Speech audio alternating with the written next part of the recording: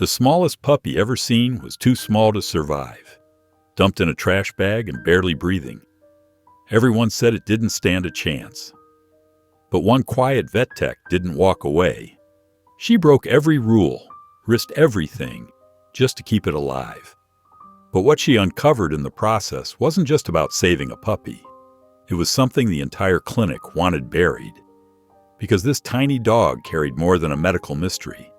It exposed a truth that could destroy reputations. Why would a single life matter so much? And what happens when the person who cared the most is the one they try hardest to silence? Would you break the rules to do what's right, even if it cost you everything? You being here is a reminder. The quiet acts of love and kindness still matter. If you hold space for compassion, you're already part of this community. The morning sky over Clearfield hung heavy with rain clouds, matching Clara Redmond's tired spirits as she pushed open the heavy glass doors of Clearfield Veterinary Hospital. The familiar smell of antiseptic and pet shampoo welcomed her as she shrugged off her damp denim jacket, her auburn hair already escaping its neat ponytail. "Morning sunshine," Nadine called from behind the front desk, peering over her thick glasses with a knowing smile. "You're here early again." Clara managed a small smile. "Just wanted to check on Mrs. Peterson's cat before Dr. Harker arrives." She didn't need to explain further. Nadine understood. It was easier to provide the extra care some animals needed when the strict veterinarian wasn't around to enforce his rigid protocols. "Speaking of His Highness," Nadine whispered, adjusting her colorful cardigan, "he left 3 memos about proper documentation procedures. Again." She rolled her eyes, making Clara stifle a laugh. The quiet morning routine was suddenly shattered by the violent burst of the clinic's front door. A garbage collector, soaked from the rain, stumbled in, clutching a tied black trash bag. "Found this on my route," he gasped, water dripping onto the clean floor. "There's something alive in there." Clara rushed forward as a faint, barely audible squeak emerged from the bag. Her hands trembled as she carefully untied it, her heart pounding against her ribs. Inside, buried beneath crumpled newspapers, lay a tiny creature so small she almost missed it. A puppy, no bigger than her palm, its fur matted and dirty, with one cloudy eye and limbs that seemed too small for even its tiny body. "Oh my God!" Nadine breathed, coming around the desk. Clara cradled the puppy with gentle hands, feeling its fragile heartbeat flutter against her fingers. It was barely breathing, each tiny wheeze a struggle. Most people would see a lost cause, but Clara saw something else, a fighting spirit in that one good eye that looked up at her. "Get me a heating pad and blankets," she instructed, her voice soft but firm, "and the pediatric feeding supplies from the back cabinet." Clara had studied every veterinary book she could find, even though she'd never had the chance for proper veterinary school. She knew what to do, even if she wasn't supposed to take the lead. The sound of measured footsteps made her stomach sink. Dr. Vincent Harker appeared in the doorway, his tall frame casting a shadow over the scene. His perfectly pressed lab coat and stern expression were as predictable as his response would be. "Ms. Redmond," he said, his voice clipped, "what exactly do you think you're doing?" Clara didn't look up from the puppy, who she'd mentally started calling Wisp. So small it seemed he might float away. "This puppy needs immediate care, doctor." "Harker, he's hypothermic and probably hasn't eaten in days." "That's not a viable patient," Dr. Harker stated coldly, stepping closer to peer at the tiny form. "The humane thing would be to end its suffering. We can't waste resources on—" "No." Clara's voice was quiet but firm, surprising even herself. She looked up at Dr. Harker, meeting his stern gaze. "He's fighting to live. I can feel it. He deserves a chance." Dr. Harker's jaw tightened. "You're a veterinary technician, Ms. Redmond. You don't make these decisions." "Here," Nadine interrupted, returning with the supplies Clara had requested. She set them down with perhaps more force than necessary, shooting Dr. Harker a pointed look. "Oh, and there's a call for you on line 1, Doctor. Mrs. Burton's prize-winning Persian is having another emergency." The way she emphasized the last word made it clear what she thought of the regular caller's dramatics. Dr. Harker hesitated, clearly torn between asserting his authority and attending to a wealthy client. Finally, he straightened his lab coat. "This discussion isn't over," he warned before striding toward his office. Clara let out a shaky breath, looking down at the tiny puppy in her hands. Wisp's good eye seemed to focus on her face, and she felt something squeeze in her chest, a connection she couldn't explain. "Well," Nadine said quietly, helping Clara set up the heating pad, "looks like you've found yourself another lost cause to champion." Her tone was gentle, understanding. She'd seen Clara's special way with the animals others gave up on. "He's not a lost cause," Clara whispered, carefully warming the puppy and preparing the feeding supplies. "He just needs someone to believe in him." As she worked, she could feel Nadine watching her with that knowing look that always made Clara feel less alone in the clinic. The tiny puppy let out another weak squeak, his small paw twitching against Clara's palm. In that moment, she made a silent promise. No matter what Dr. Harker said, no matter what anyone thought, she would fight for this little life. Because sometimes the smallest creatures had the biggest will to live, and sometimes the people everyone overlooked were the ones who could make the biggest difference. Dr. Harker strode back into the reception area, his face set in stern lines. "Mrs. Burton's cat can wait. This needs to be addressed immediately." He looked down at the tiny puppy in Clara's hands, his expression hardening. "The kindest thing we can do is euthanize. Look at those malformed limbs, that clouded eye. This isn't a viable patient." Clara's heart raced as she held Wisp closer. "But he's responsive. He's fighting." "Ms. Redmond," Dr. Harker cut her off. "I understand you're emotionally invested, but this is a medical facility, not a shelter for lost causes. The humane choice is clear."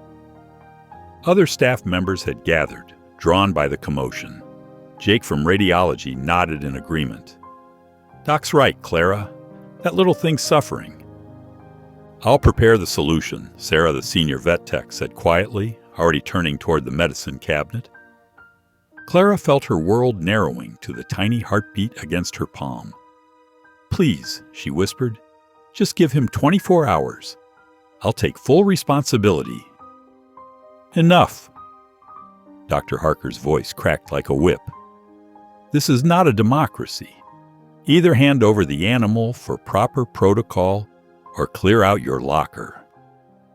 Clara's eyes burned as she looked down at Wisp. His good eye met hers, and in that moment, she saw something worth fighting for. But she also knew she couldn't win this battle. Not here, not now. With trembling hands, she carefully placed Wisp in the small carrier Sarah brought over.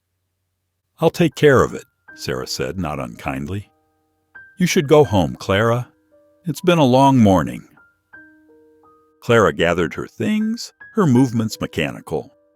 As she passed the front desk, Nadine caught her eye with an unreadable expression. The older woman's fingers tapped thoughtfully on her keyboard, and Clara noticed she was pulling up the evening security codes on her screen. The rest of the day passed in a fog. Clara couldn't stop seeing Wisp's eye, couldn't forget that tiny fighting spirit. As darkness fell, she found herself driving back to the clinic, her mind made up. She knew every camera blind spot from years of late-night shifts, knew which door had a faulty lock that would open if you lifted it just right while turning the key. The building was dark and quiet as she slipped inside. Her flashlight beam bounced off empty cages and silent machines. Heart pounding, she made her way to the euthanasia prep room. There, in a small carrier, lay Wisp, still breathing. Sarah must have gotten delayed by emergency cases. "I've got you," Clara whispered, gently lifting the tiny puppy. "I won't let them give up on you." She worked quickly, gathering supplies from various cabinets, feeding syringes, puppy formula, heating pads, and an oxygen concentrator that had been replaced but not yet disposed of. The supply closet at the end of the hall was her destination. It was large enough to move in, but rarely used since they'd reorganized storage. Clara had just finished setting up a makeshift oxygen tent using plastic sheeting and the concentrator when a floorboard creaked behind her. She spun around to find Nadine standing in the doorway, arms crossed. "I thought I might find you here," the older woman said softly. Clara's throat tightened. "Nadine, Shh." Nadine stepped inside, closing the door. "I saw you take the security code screenshot earlier. Not very subtle." She moved closer, examining Clara's setup. "The oxygen concentration is too high. Here." She adjusted the flow rate with practiced hands. "And you'll want to angle the heating pad this way. Better temperature distribution." Clara stared at her, hardly daring to breathe. "You're not going to report me?" Nadine's eyes crinkled behind her thick glasses. "You know, I worked with a vet once, Dr. Barrow. Brilliant woman. She believed in giving every animal a fighting chance, no matter how hopeless they seemed. The medical board called her methods unconventional. Sound familiar?" She gently stroked Wisp's tiny head with one finger. "They drove her out of practice. I've regretted not standing up for her ever since." "What happened to her?" Clara asked, carefully measuring formula into a feeding syringe. "Last I heard, she was running some kind of alternative therapy ranch out west. But that's not the point." Nadine helped Clara position Wisp for feeding. "The point is, sometimes the people who care the most get pushed aside by those who care about the wrong things. I'm not making that mistake again." Together, they worked to make Wisp comfortable. The puppy took 3 drops of formula, barely anything, but his good eyes seemed brighter already. Clara showed Nadine how she'd rigged a monitoring system using an old baby monitor from the pediatric ward. "I'll cover your night shifts this week," Nadine said as they finished, "and I'll make sure the cleaning crew stays out of this closet. But Clara," she gripped the younger woman's arm, "be careful. Harker's not just rigid, he's proud. If he catches you defying him like this..." Clara nodded, understanding the warning. But as she looked down at Wisp, peacefully breathing in his makeshift intensive care unit, she knew she'd made the right choice. Sometimes the biggest acts of courage started with the smallest lives. Clara's world narrowed to an endless cycle of care and worry. Every hour she checked on Wisp, stealing moments between her regular duties at the clinic. The tiny puppy fought for each breath, but his will to live burned bright in that one good eye. During quiet moments at the reception desk, Clara scribbled detailed notes in a small blue notebook. Temperature readings, feeding times, breathing rates, everything that might help her understand how to save him. Nadine covered for her disappearances, fielding questions with practiced ease. "Just organizing the supply closet," she'd say with a casual wave. "You know how particular Clara is about inventory." 3 days into their secret mission, Clara slipped into the closet during her lunch break. Wisp lay in his makeshift intensive care unit, a heating pad keeping his tiny body warm. She carefully lifted him out for his hourly feeding, cradling him in her palm. "Hey there, little fighter," she whispered, reaching for the feeding syringe. That's when she noticed something odd. As she adjusted his position, his legs remained stiff, barely bending at all. Frowning, Clara gently ran her fingers along his miniature limbs. The bones felt wrong, too rigid, almost fused in places. She placed him on the exam table she'd smuggled in piece by piece. With careful hands, she felt along his spine, his joints, his skull. Everything about his skeleton seemed different from any puppy she'd ever examined. The proportions were off, the bones somehow both too soft and too hard in all the wrong places. Later that afternoon, during a routine checkup, Clara gathered her courage. Dr. Harker stood at the metal exam table, updating charts on his tablet. "Dr. Harker?" Her voice came out smaller than she intended. "I was wondering about developmental bone disorders in puppies. Have you ever seen cases where the skeleton seems almost fused?" He looked up sharply, his steel-gray eyes narrowing. "Why do you ask?" "Just curious. I was reading about some cases." "Stick to your assigned duties, Miss Redmond." His voice cut like ice. "Veterinary diagnosis is beyond your qualification level. We don't waste time on theoretical discussions here." Heat crept up Clara's neck, but she pressed on. "But what if—" "That will be all." He turned his back, dismissing her completely.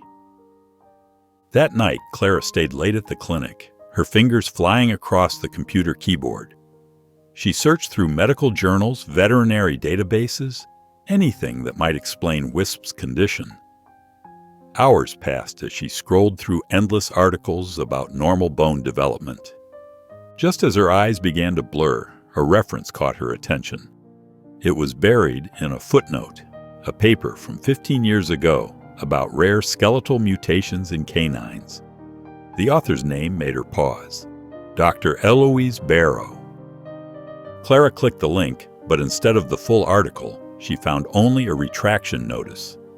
The paper had been pulled from publication, labeled as methodologically unsound.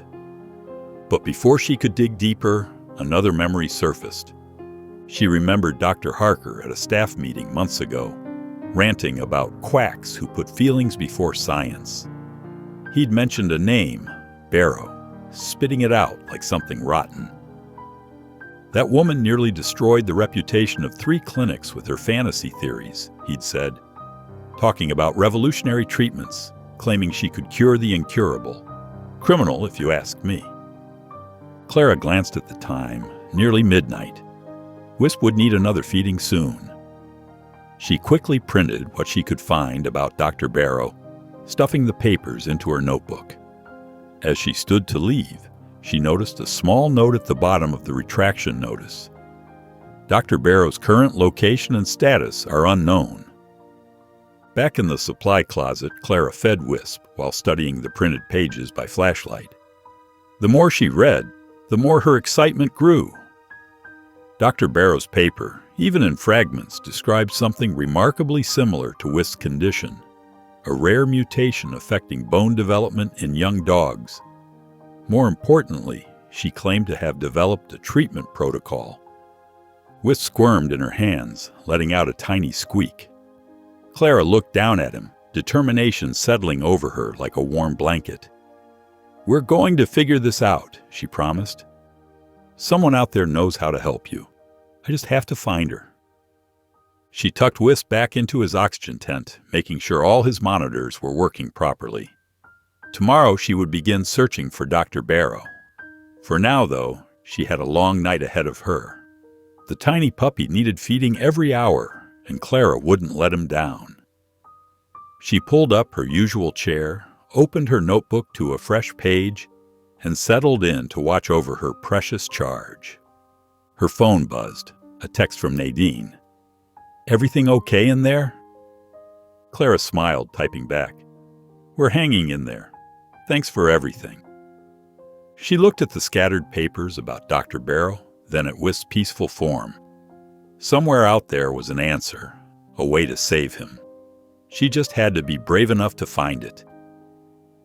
Clara's fingers trembled as she scrolled through another archived medical journal. The glow of her laptop screen cut through the darkness of her tiny apartment, where papers and medical printouts covered every surface.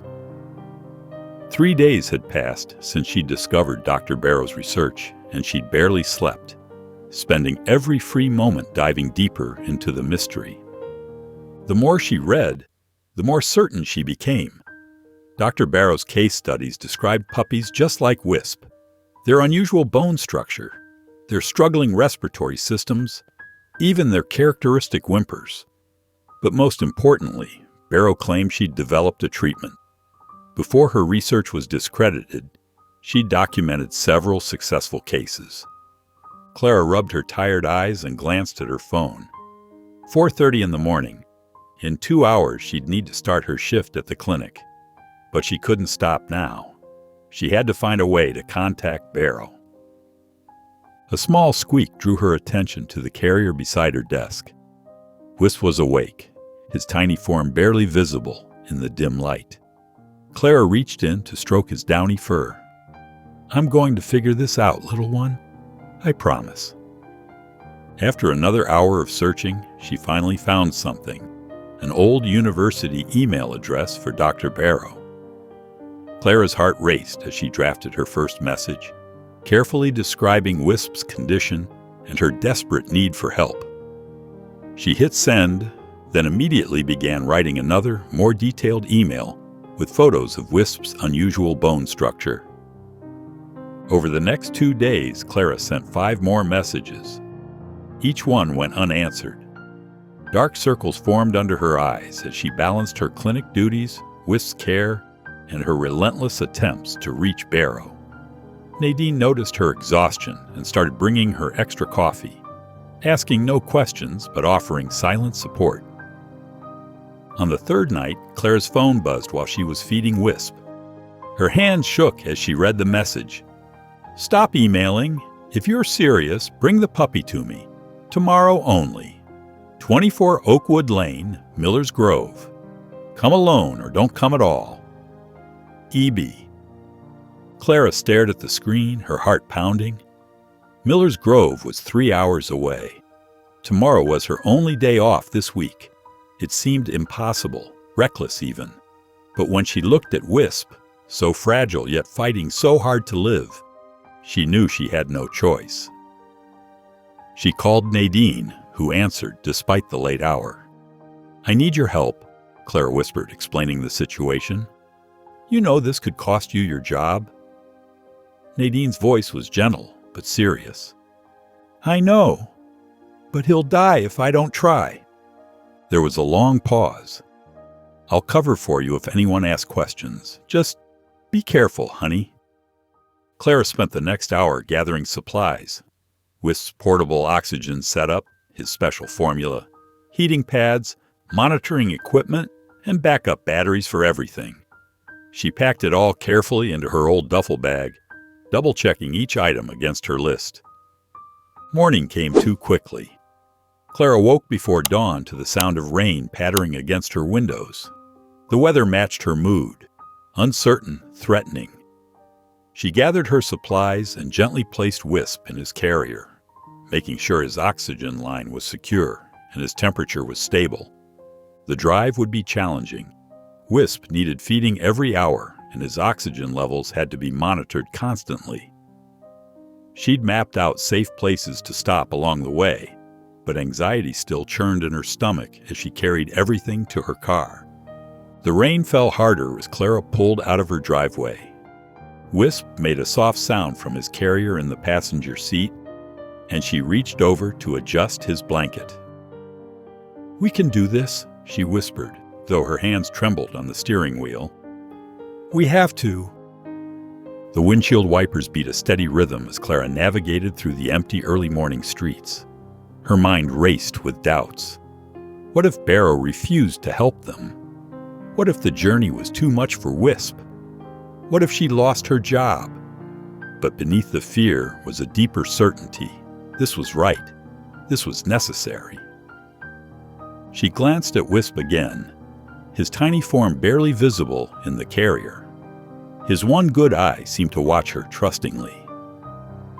Clara took a deep breath and pressed the accelerator, heading for the highway that would take them to Miller's Grove, to Dr. Barrow, to what she hoped would be their last chance. The rain continued to fall, and the road stretched out before them, leading into an uncertain future. But Clara had made her choice. Whatever came next, she would face it. For Wisp, for herself, and for the belief that sometimes the greatest acts of healing come from following your heart instead of the rules. The rain intensified as Clara's old sedan wound through the mountain roads.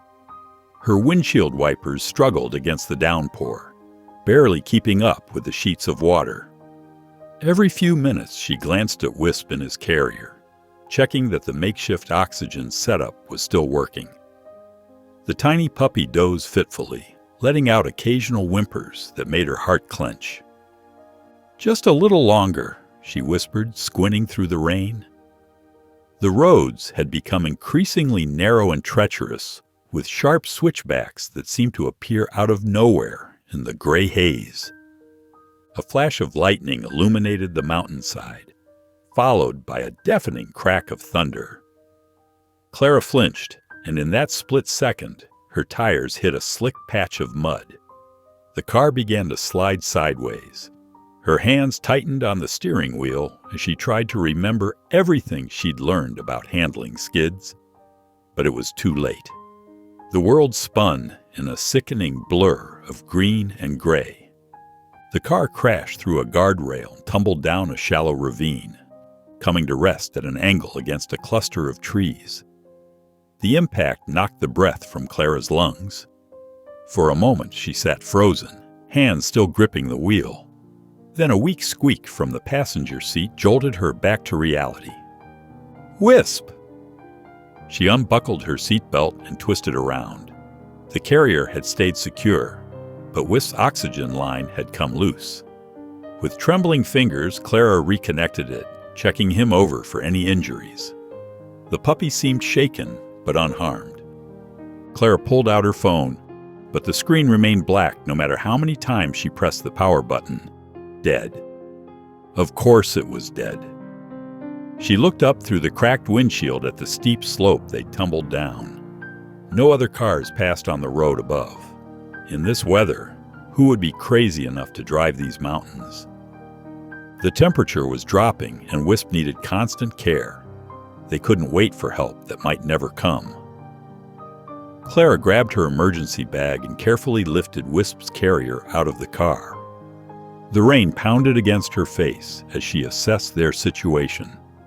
According to her map, Dr. Barrow's cabin couldn't be more than 2 miles ahead. Clara opened the carrier and gently wrapped Wisp in her softest wool scarf, tucking him close to her chest inside her jacket. She secured the portable oxygen tank in her backpack, making sure the thin tube could still reach him. With one hand holding Wisp steady against her heart, she began to climb. The mud sucked at her shoes, threatening to pull them off with each step. Twice she slipped and fell to her knees, curling her body to protect Wisp from impact. The rain seemed to grow colder, soaking through her clothes, until she shivered uncontrollably. But she kept moving, one foot in front of the other, using tree trunks and rocks to pull herself up the steeper sections. Clara lost all sense of time. Her world narrowed to the rhythm of her steps and Wisp's soft breathing against her chest. The wool scarf was damp now, and worry gnawed at her as she felt his tiny body trembling. The oxygen tank wouldn't last forever. They had to keep going. Through gaps in the trees, she caught glimpses of a narrow dirt road. Following it was slower than cutting straight through the woods, but at least she knew it had to lead somewhere. Her legs burned with exhaustion, and her fingers had gone numb from cold. Finally, through the curtain of rain, Clara spotted a light. A small cabin perched on the mountainside, smoke curling from its chimney despite the late spring weather. Relief made her knees weak, but she forced herself to keep moving. 20 more steps. 10. 5. As Clara reached for the cabin's wooden door, the last of her strength gave out.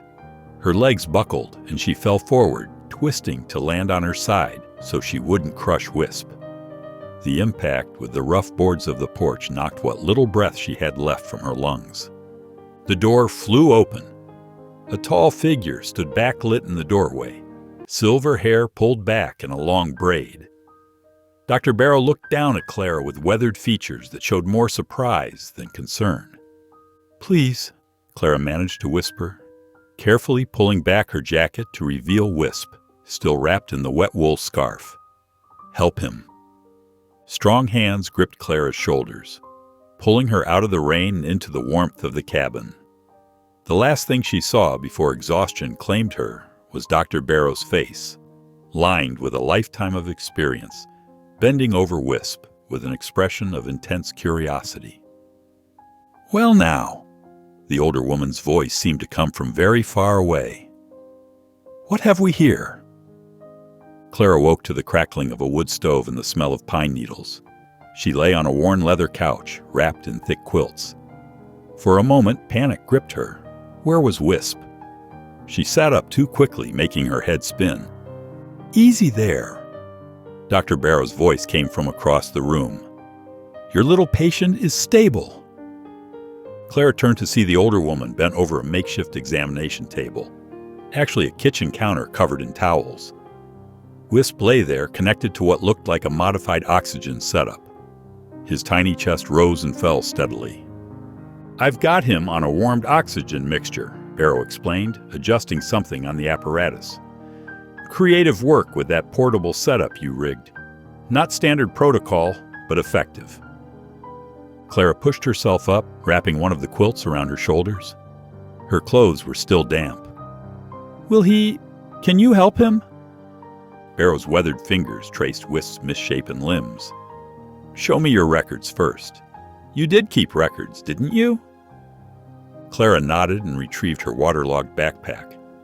The notebook inside was mostly dry, protected by plastic bags. She documented everything: feeding times, temperature changes, breathing rates, medication attempts, even crude sketches of Wisp's skeletal structure. Barrow spent nearly an hour reviewing Clara's notes, occasionally nodding or humming to herself. Finally, she looked up, her sharp eyes studying Clara with new interest. "Most would have given up," she said. "What made you different?" "He wanted to live," Clara answered simply. "I could feel it. I just couldn't let protocol decide his fate." A slight smile crossed Barrow's face. "Protocols. Yes, Vincent Harker's favorite word. Still running things like a military operation, is he?" Clara blinked in surprise. "You know Dr. Harker?" "Oh, yes." Barrow's voice held old bitterness. "He led the charge to discredit my research. Called my methods dangerous speculation. Claimed I was letting emotion cloud judgment." She turned back to Wisp, hands moving with practiced precision as she began examining him. "Your puppy here has a rare form of skeletal dysplasia. I've seen it twice before.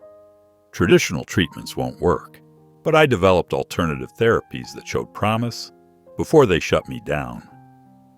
Over the next several hours, Barrow demonstrated her techniques.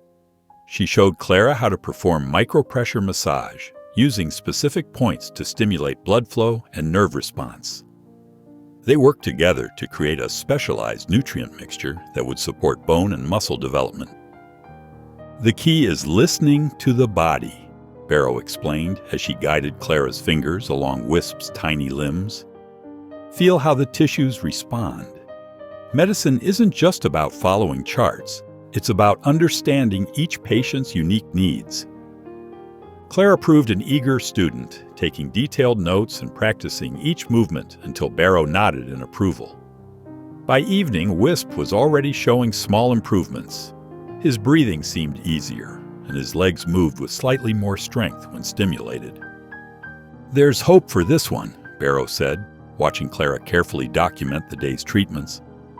"But you realize Harker will never accept these methods?" Clara paused in her writing. "He's already suspicious. I've had to hide supplies, adjust inventory reports. Nadine, our receptionist, she's been covering for me, but eventually he'll find out," Barrow finished. She sat heavily in an old rocking chair, absently rubbing her knuckles. "The system doesn't like being challenged, Clara. Trust me, I know. They'll try to stop you, discredit you, maybe even take your license. I don't care, Clara said firmly. Wisp deserves a chance. Every patient deserves a chance. We can't just let arbitrary rules decide which lives are worth saving. Barrow studied her for a long moment, then nodded slowly. We can't. She stood and walked to a shelf filled with notebooks and old medical journals. I've got 20 years of research here. Treatment protocols, case studies, everything they tried to bury. It's time someone put it to use. She pulled down several volumes and handed them to Clara. Study these tonight. Tomorrow we'll start the real work. That puppy of yours? He's going to be our proof that compassion and innovation beat rigid protocols every time. As Clara settled in to read, Barrow checked Wisp's vital signs one more time. The tiny puppy stirred, letting out a soft whimper that sounded almost like contentment. For the first time since finding him, Clara felt real hope bloom in her chest. She wasn't alone anymore in this fight. Back in Clearfield, unknown to Clara, Dr. Harker stood in the supply room, frowning at his inventory sheets. Numbers didn't add up. Equipment had been moved, and he'd heard whispers among the staff, quickly silenced when he approached. Something was happening in his clinic, something that violated his carefully maintained protocols, and Vincent Harker had never tolerated violations. The morning sun painted long shadows across the clinic's parking lot as Clara pulled in, Wisp securely nestled in a modified carrier against her chest. Her heart felt lighter than it had in weeks. The tiny puppy's condition had improved dramatically under Dr. Barrow's guidance, and Clara couldn't wait to show Nadine the progress. But something felt wrong the moment she stepped through the front doors. The usual morning bustle was replaced by an uncomfortable silence. Staff members avoided her eyes, hurrying past with tense expressions. Behind the front desk, Nadine's face was drawn with worry. "Clara!" Nadine whispered urgently. "He knows!" Before Clara could respond, Dr. Harker's voice cut through the air like ice. "Miss Redmond, my office, now." Clara's fingers tightened protectively around Wisp's carrier as she followed Harker into his sterile white office. The morning light cast harsh shadows across his face as he stood behind his desk, holding a stack of papers. Supply discrepancies, missing medications, unauthorized use of equipment. He slapped each report down on his desk. "And now I find you've been harboring that condemned animal for weeks, against explicit medical direction." "His name is Wisp," Clara said quietly. "And he's getting better. I can prove it. Dr. Barrow." "Barrow?" Harker's face darkened. "That discredited hack? You went to her?" He laughed coldly. "Well, that makes this even easier. Miss Redmond, you're fired. Effective immediately." The words hit Clara like a physical blow. "But clear out your locker. Security will escort you out." Harker turned away, dismissing her entirely. "And leave that animal with us. It's clinic property." "No." Clara's voice shook but held firm. "Wisp was abandoned. You ordered euthanasia. You have no claim to him." "You're making a mistake," Harker warned. "The only mistake," Clara replied, finding strength she didn't know she had, "was letting protocols matter more than compassion." She walked out, head high despite the tears threatening to fall. At her locker, her hands trembled as she packed her few belongings into a cardboard box. Photos of rescued animals, her spare scrubs, the hidden notebook documenting Wisp's progress, fragments of a career she'd loved, now ended. Nadine appeared beside her, face flushed with anger. "This is wrong, Clara. We all know it's wrong." She turned toward Harker's office. "I'm going to—" "Don't," Clara said quickly. "Don't risk your job, too." "The hell I won't."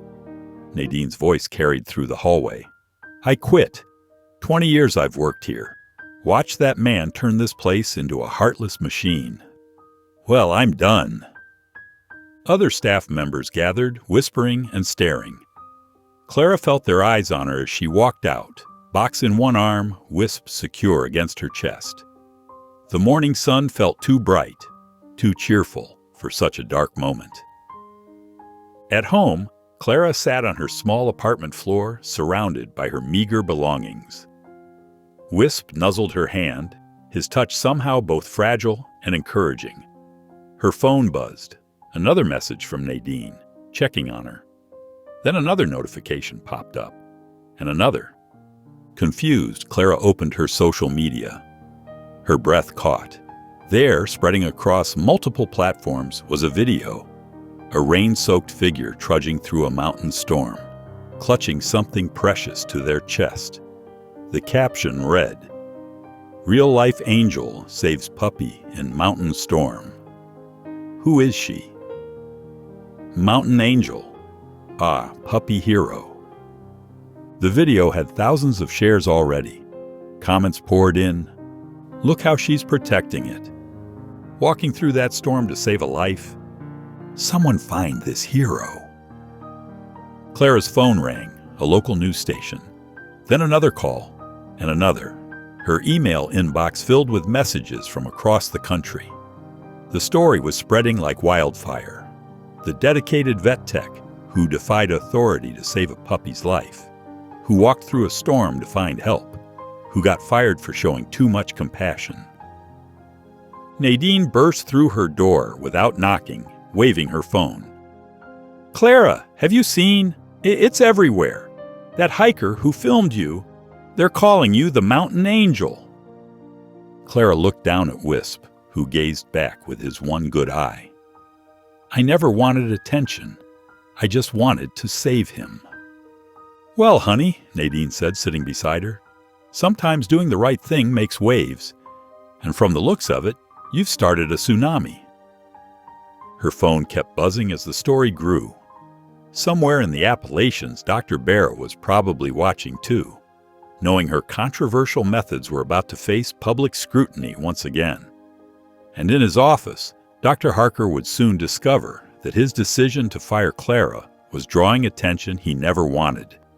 Attention that would force everyone to question when rules should bend for compassion. Clara held Wisp closer, feeling his steady heartbeat against her own. Whatever came next, she knew she'd made the right choice. Sometimes love meant defying the rules. Sometimes healing meant forging your own path. And sometimes it took a storm to reveal an angel. Clara's doorbell rang at 7:30 in the morning. Through the peephole, she saw a news crew setting up their camera on her front step. More cars were pulling up along her quiet street, other stations racing to get her story. "Miss Redmond," a reporter called through the door, "we'd love to hear your side of things." Clara stepped back, heart racing. Her phone hadn't stopped buzzing since the video went viral yesterday. She'd already received over 300 emails from people across the country. Many shared stories of their own sick pets, asking for advice or simply offering support.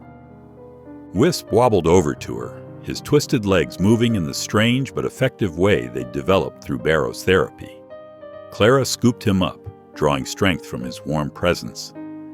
Her phone rang again, Nadine's name flashing on screen. "Clara, honey, turn on Channel 5 right now." Clara flicked on her small television. There was Dr. Harker, looking uncomfortable as reporters surrounded him outside the clinic. "While we appreciate public concern," he was saying stiffly, "our protocols exist for good reason. Experimental treatments without proper oversight are dangerous." "But the puppy lived," a reporter interrupted.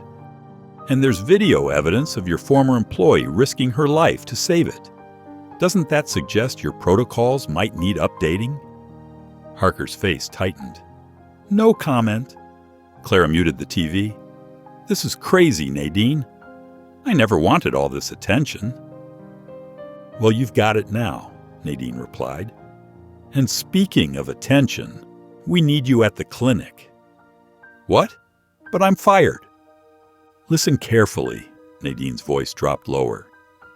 Animal control just brought in a German Shepherd. Complete paralysis in her back legs. Harker's already talking euthanasia, but... She paused meaningfully. The symptoms look exactly like that case study in Barrow's paper. Clara's breath caught. The one about nerve compression therapy? Exactly. And honey, the dog belongs to the mayor's daughter. There are reporters still outside. If Harker puts that dog down without trying everything possible... Clara understood immediately. This was more than just one dog.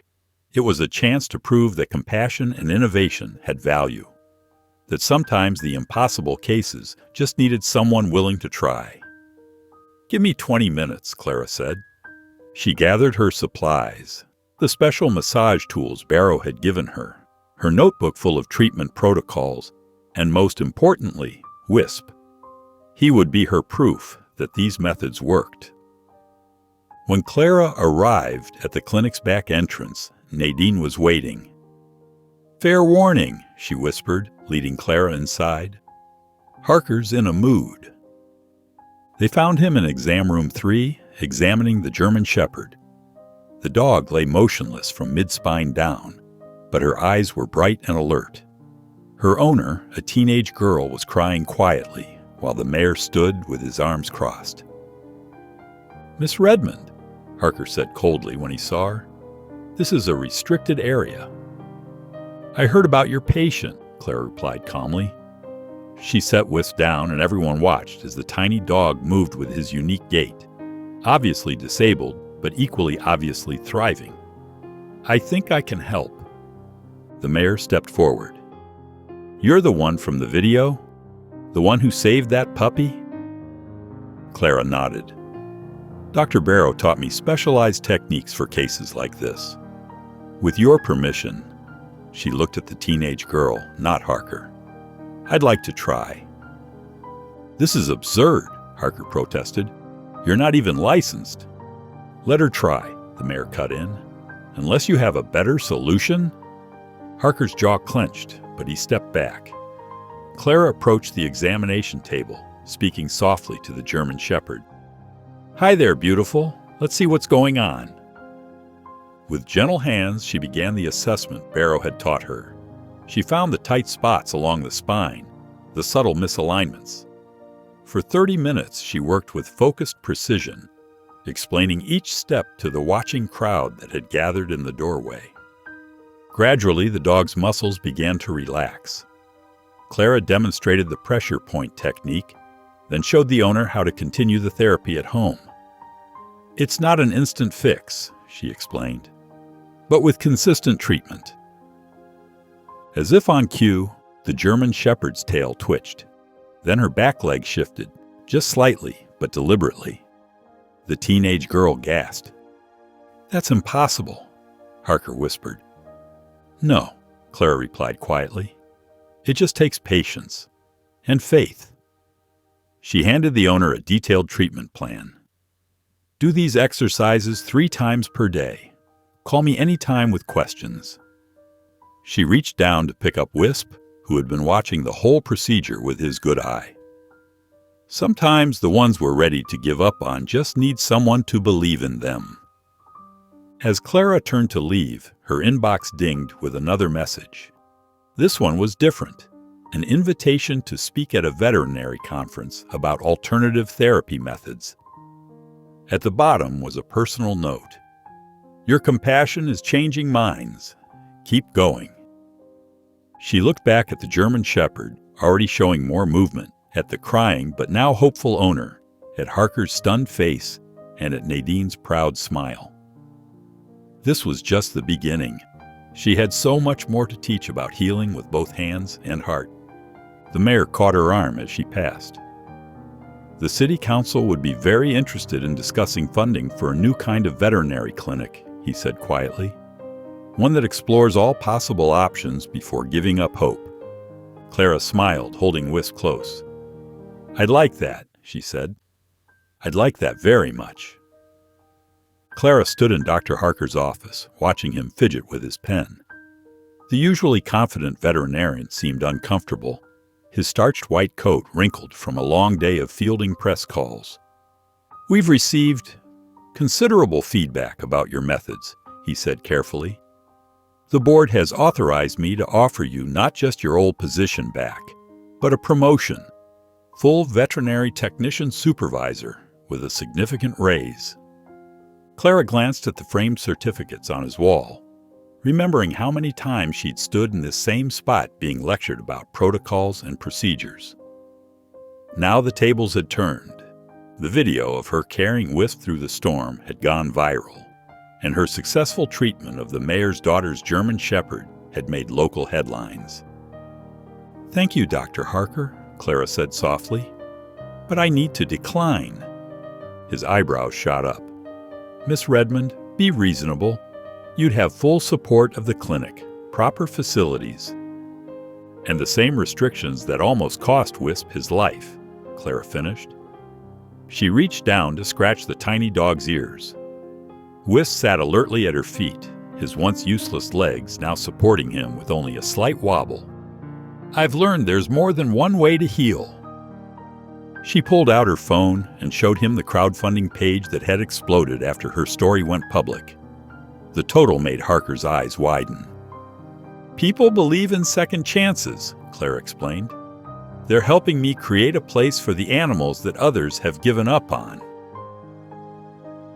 Later that afternoon, Clara stood beside Dr. Eloise Barrow on the porch of a weathered cabin just outside town.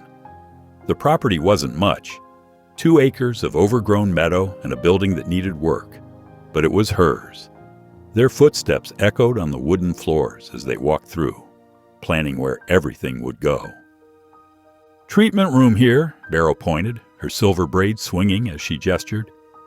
"Recovery kennels along that wall. You'll need proper ventilation installed." "Already scheduled," a familiar voice called. Nadine appeared in the doorway carrying a box of supplies. "And I've got the permits filed for the renovation." She set down her burden and straightened her colorful cardigan. "My resignation letter is on Harker's desk. I start here Monday."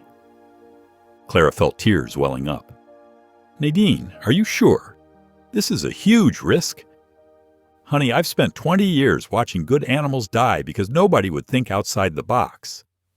Nadine adjusted her thick glasses. "It's about time someone changed that." Over the next few weeks, the cabin transformed. Local contractors, touched by Clara's story, donated time and materials. The meadow was fenced, creating a safe space for recovering animals to exercise. Inside, the rooms filled with specialized equipment Barrow had designed over her years of research. Wisp supervised everything, trotting from worker to worker with his unique gait, accepting pets and treats. His story, shared across social media, brought their first patients: a cat with a spinal injury, a dog with a rare muscle condition, even a goat with twisted legs that a farmer couldn't bear to put down. Clara worked alongside Barrow, absorbing everything the older vet could teach. Together, they developed treatment plans combining traditional medicine with alternative therapies. Nadine managed the front desk, her sharp wit and big heart making even worried pet owners smile. "Look at this," Nadine said one morning, holding up a letter. "Someone in Oregon wants to know if we can consult on their clinic's difficult cases. They've been following our success stories online." Clara watched through the window as their latest patient, a 3-legged retriever, played chase with Wisp in the meadow. Both animals moved with determination, adapting to their limitations, but refusing to be defined by them. "Send them our information," Clara decided, "and start a waiting list for training sessions. Dr. Barrow, would you be willing to teach other vets your methods?" Barrow looked up from her notebook where she'd been documenting treatment protocols. "Thought you'd never ask," she said with a slight smile. "About time these techniques got proper recognition." The afternoon sun streamed through the windows of what they'd named Second Chance Sanctuary, highlighting the before and after photos on the walls. Each image told a story of hope. Animals that traditional medicine had deemed hopeless, now living full lives thanks to patience, innovation, and unwavering compassion. Wisp came trotting in, heading straight for his special bed near Clara's desk. Despite his challenges, he moved with confidence now, his one good eye bright with life. He was their mascot, their inspiration, and living proof that sometimes the biggest miracles come in the smallest packages. Clara knelt beside him, scratching his favorite spot behind his ears. "You started all this, little one," she whispered. "You helped me find my purpose." Through the open door, she could hear Nadine scheduling appointments, Barrow discussing treatment plans with a visiting vet, and the happy sounds of recovering animals in the exercise yard. This wasn't the future she'd imagined when she was just a vet tech sneaking supplies to save one tiny puppy. It was better. The sanctuary had become more than just a clinic. It was a place of hope, where impossible cases found new possibilities, and where compassion proved stronger than convention. Every day brought new challenges, but also new chances to prove that sometimes all it takes is one person willing to believe, to change not just one life, but many. 3 months after opening Second Chance Sanctuary, Clara sat at her desk reviewing patient files. The morning sun filtered through autumn leaves, casting warm patterns across the worn wooden floor. Wisp dozed in his special bed nearby, his chest rising and falling in the peaceful rhythm of deep sleep. Though still small for his age and uniquely shaped, Wisp had blossomed into a happy, active dog. His once fragile frame had filled out just enough to support his determined spirit. The cloudy eye that once seemed a flaw now gave him a thoughtful, almost wise expression. Clara glanced at the wall of success stories, photographs that told tales of healing and hope.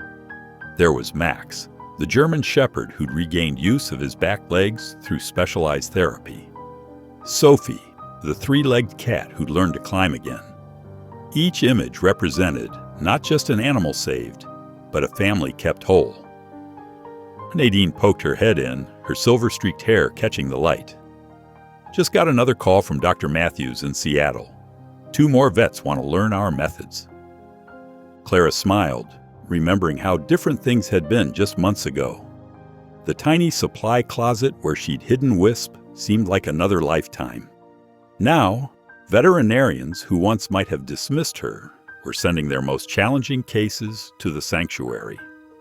"Tell them we'll add them to next month's workshop list," Clara replied, standing to stretch. "How's our new patient doing?" "The paralyzed dachshund?" "Already showing improvement. Dr. Barrow's pressure point technique is working wonders." Wisp's ears perked up at movement outside. Clara walked to the window, watching as one of their long-term residents, a formerly aggressive shepherd mix, played gently with a recovering beagle. The sanctuary's meadow had become a place where miracles happened quietly, day by day. "Remember when Dr. Harker said this would never work?" Nadine chuckled, joining her at the window. "I remember being terrified he was right," Clara admitted, "but sometimes you have to trust your heart over other people's doubts." The sound of tires on gravel drew their attention.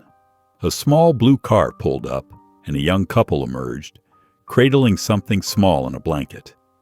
Their faces wore the desperate look Clara knew too well, the expression of people who'd been told to give up hope. Wisp was already heading for the door, his unique gait steady and sure. Clara followed him out onto the porch, where autumn flowers bloomed in window boxes she'd planted herself. The couple approached, and as they drew closer, Clara could see what they carried. A tiny puppy, its limbs twisted in a way that reminded her so much of Wisp's early days. "Please," the woman said, tears in her eyes. "Everyone else said there's nothing to be done, but we heard about you, about what you did for Wisp." Clara felt Wisp lean against her leg, solid and warm, living proof that impossible was just a word. She smiled at the couple, already seeing possibilities where others had seen only problems. "Come inside," she said softly. "Let's see how we can help." Thank you for watching. If even one moment stayed with you, don't forget to subscribe. I'll be here tomorrow with another story that speaks to the heart.